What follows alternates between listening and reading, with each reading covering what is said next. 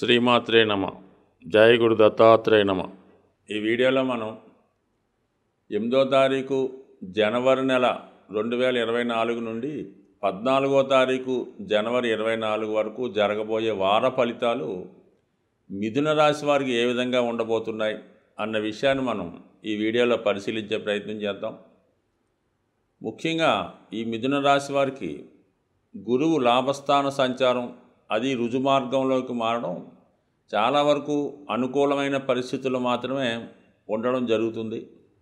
అంటే గురువు కానీ రవి కానీ 11వ స్థానంలో జన్మజాతకంలో ఉన్న గోచార జాతకంలో ఉన్న మిగతా గ్రహాల ఇచ్చే ఫలితాలు ఎంత చెడ్డువైనా మంచిగా ఇచ్చి గురువు జాతకాన్ని కాపాడుతూ ఉంటాడు. కాబట్టి మరి గురువు 11వ స్థానంలో ఉండడం ఈ రాశి వారికి ఒక అదృష్టకరంగానే చెప్పచ్చు.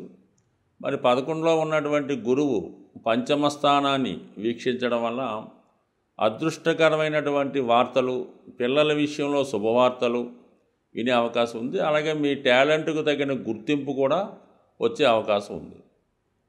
అయితే లాభస్థానంలో సంచరిస్తున్నటువంటి గురు భగవానుడు అశ్విని నక్షత్రం మీద సంచరించడం వల్ల అశ్విని నక్షత్రాధిపతిగా ఉన్నటువంటి కేతుగ్రహం 4వ స్థానంలో సంచరించడం వల్ల గృహానికి సంబంధించినటువంటి అంటే ఏదైనా గృహం కొనుక్కోవడం కానీ కొత్తగా గృహం నిర్మించుకోవడం కానీ ఇటువంటి స్థిరాస్తి సేకరించే కార్యక్రమాల్లో చాలా అనుకూలమైన ఫలితాలు వచ్చే అవకాశం ఉంటుంది. మరి కేతుగ్రహ అనుగ్రహంతో ఏదైనా మరి గురువు అనుకూలంగా ఉండడం, మరి శుక్రుడు పంచమాధిపతిగా వ్యయాధిపతిగా ఉన్నటువంటి శుక్రుడు 6వ స్థానంలో సంచరిస్తూ 12వ స్థానాన్ని వీక్షిస్తూ ఉంటాడు. అంటే రుణాలు తీర్చే ప్రయత్నాలు చేస్తూ ఉంటారు. అలాగే ఖరీదైన వస్తువులు కొనుక్కునే అవకాశం ఉంది. అలాగే ఏదైనా వాహనం కానీ ఇంటికి కావాల్సినటువంటి సౌకర్యవంతమైనటువంటి విలాస వస్తువులు కానీ రుణం ద్వారా అంటే ఇన్స్టాల్మెంట్ ద్వారా కొనే అవకాశాలు మరి శుక్రుడు 6వ స్థానంలో ఉండడం వల్ల గోచరిస్తున్నాయి. అలాగే స్త్రీలతో విభేదాలు, అలాగే వృత్తిలో ఉన్నటువంటి వారికి అధికారుల వల్ల కొన్ని ఇబ్బందులు వచ్చే అవకాశం ఉంది. అది ముఖ్యంగా స్త్రీ అధికారుల వల్ల ఇబ్బందులు వచ్చే అవకాశాలు ఎక్కువగా ఉన్నాయి. అదే స్త్రీలకైతే ఆరోగ్యపరంగా కొంత జాగ్రత్త తీసుకోవాల్సినటువంటి అవసరం 100% రావడం జరుగుతుంటుంది. యాస్టీజ్గా మరి 3 గ్రహాలు 7వ స్థానంలో సంచరించడం, రాష్ట్రాధిపతి 7వ స్థానంలో సంచరిస్తూ కుజ రవి గ్రహాలతో సంచరించడం, ఈ 3 కూడా మంచి పవర్ఫుల్ నక్షత్రాలు అవ్వటం వల్ల అంటే ఇది ఒక విధంగా వ్యాపార రంగంలో ఉన్న వాళ్ళకి వ్యాపార పార్ట్నర్స్తో విభేదాలు, టెంపరీగా మరి వ్యాపారాన్ని విడిపోయి మళ్ళీ కొత్తగా అగ్రిమెంట్ చేసుకోవడం కానీ కొత్త వ్యవహారాలు తిరిగి స్టార్ట్ చేయడం కానీ జరిగే అవకాశం ఉంది. అలాగే వివాహ సంబంధాల విషయంలో టెంపరీగా వివాహ ప్రయత్నాలు వాయిదా పడడం, ఆల్రెడీ కుదుర్చుకున్నటువంటి వివాహ సంబంధాలు ఏమన్నా ఉంటే అవి ఏదో విధంగా వాయిదా పడే సూచనలు ఉన్నాయి. కాబట్టి కొంతవరకు వివాహానికి సంబంధించినటువంటి సంప్రదింపులు ఏమన్నా ఉంటే కొద్ది కాలం పాటు తాత్కాలికంగా వాయిదా వేసుకోవడం అన్నది చెప్పుకోదగ్గ ఇండికేషను.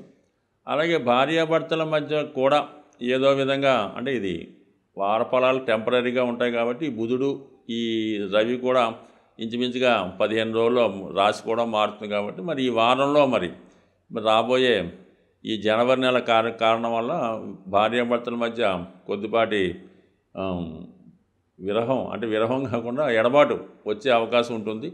బట్ ఏదన్నా అనుకోకుండా ప్రయాణాలు చేయడం, దగ్గర వారిని కలుసుకోవడం, బంధుమిత్రులను సంప్రదించడం, ఏదైనా కొత్త విషయాలు కొత్త వార్తలు తెలుసుకోవడం చాలా అనుకూలంగానే ఉంది. ఓవరాల్గా మరి 7వ స్థానంలో ఉన్న గ్రహాలు నూతన వ్యాపార వ్యవహారాలు, నూతన ఉద్యోగ ప్రయత్నాలు, అలాగే వివాహానికి సంబంధించినటువంటి సంప్రదింపులు ఇవన్నీ కూడా చాలా వరకు అనుకూలంగా ఉండే అవకాశం ఉన్నప్పుడు కూడా కొద్దిపాటి విభేదాలు తర్జన భర్జనల తర్వాత సక్సెస్ అయ్యే అవకాశం ఉంది.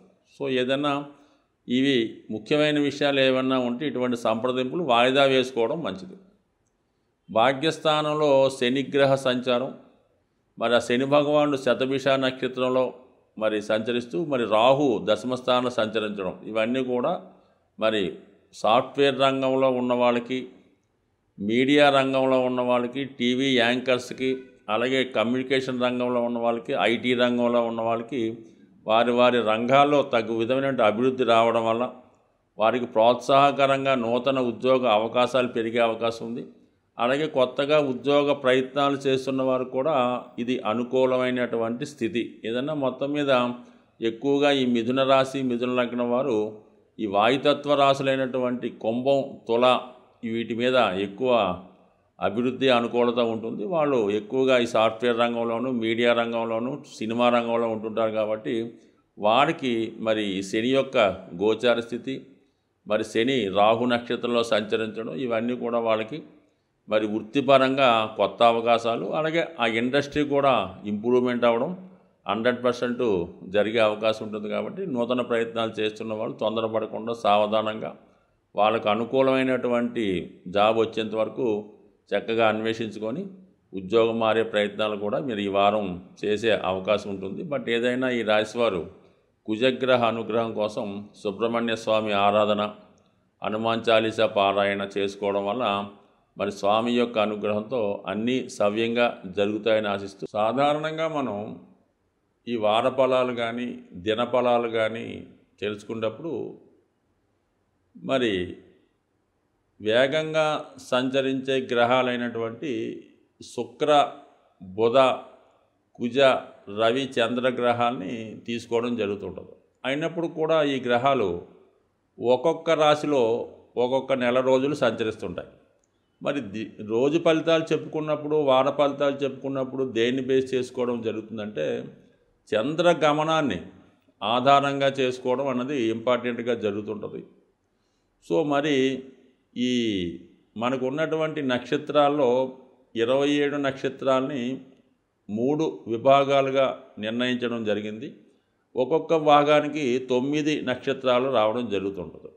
అంటే ఉదాహరణకి ఏదన్నా ఒక జన్మ నక్షత్రంలో జన్మించారనుకుందాం, అంటే ఉదాహరణకి అశ్విని నక్షత్రంలో జన్మించారనుకుందాం. వాళ్ళకి ఆ నక్షత్రం నుంచి లెక్కెట్టుకుంటే 2, 4, 6, 8, 9 నక్షత్రాలు అనుకూలంగా ఉంటాయి. అంటే ఆ నక్షత్రాల మీద అంటే జన్మతార ఒక విధంగా అది మిక్స్డ్గా ఉంటుంది. కానీ 2వ తార, 4వ తార, 6వ తార, 8, 9 తారల మీద ఏ గ్రహం సంచరించినా కూడా ఆ నక్షత్ర జాతకుడికి అనుకూలమైన ఫలితాలు రావడం జరుగుతుంది. అంటే ఉదాహరణకి అశ్విని మఖ మూల నక్షత్ర జాతకులకి ప్రస్తుతం శని శతభిష నక్షత్రం మీదకి మారడం వల్ల ఈ నక్షత్రాల వారికి శని సాధన తార మీద ప్రయాణం చేస్తూ ఉంటాడు. అందుకని వీళ్ళు చేపట్టిన కార్యక్రమాలు విజయవంతంగా పూర్తవడం, న్యాయస్థానంలో విజయం లభించడం ఇలాంటివి లభిస్తూ ఉంటాయి. అదే భరణి పూర్వాషాఢ అలాగే పుబ్బ నక్షత్రాల వారికి 5వ తారలో శని సంచరిస్తున్నాడు శతభిష అవటం వల్ల వాళ్ళకి 100% వ్యతిరేక ఫలితాలు రావడం, చేపట్టిన కార్యక్రమాలు ఫెయిల్ అవ్వడం జరుగుతుంటుంది. ఈ విధంగా తారాబలాన్ని కూడా బేస్ చేసుకొని ఈ వార ఫలితాలు మనం ఇంకా డెప్త్గా తెలుసుకోవడం వల్ల ఇంకా సూక్ష్మమైన ఫలితాలు రావడం జరుగుతుంటుంది. సో ఏదైనా జన్మజాతకంలో మనకి పుట్టినప్పుడు ఉన్నటువంటి గ్రహస్థితి వాటి యొక్క దశల మీద మాత్రమే జీవితం ఎక్కువ 70% ఆధారపడి ఉంటుంది. దానికి సపోర్ట్ చేసే విధంగా గోచారం అన్నది ఒక 30% ఉంటుంది. కాబట్టి కొంతవరకు వాళ్ళ స్థితిని బట్టి కొన్ని కరెక్ట్ అవ్వచ్చు, కొన్ని జరగకపోవచ్చు. సో ఈ కారణం వల్ల ఏంటంటే వీటినే బేస్ చేసుకోకుండా జన్మజాతకంలో మంచి దశ జరుగుతున్నప్పుడు వాళ్ళకి మంచి గోచారం వస్తే ఆటోమేటిక్గా జాతకం బాగుంటుంది. అదే జన్మజాతకంలో ఏలినాటి శని, అష్టమ శని ఇలాంటివి జరుగుతున్నప్పుడు, అలాగే శని మహాదశ జరుగుతున్నప్పుడు గోచారరీత్యా కూడా ఏలినాటి శని గట్ట వచ్చినప్పుడు ఖచ్చితంగా జాతకుడు ఇబ్బంది పడుతుంటాడు. బట్ ఏదైనా వెరీ సూక్ష్మంగా నిలుచుకున్న వారికి తారాబలం ఇంపార్టెంటు. అలాగే చంద్రబలం మనకు ఉన్నటువంటి జన్మరాశి నుండి చంద్రుడు ఏ రాశిలోకి మారుతున్నాడు, అదే 8వ రాశిలోకి వచ్చినప్పుడు చంద్రుడు ఇబ్బంది కలగడం అనేక సూక్ష్మంగా ఈ జ్యోతిష్ శాస్త్రం సాగుతూ ఉంటుంది.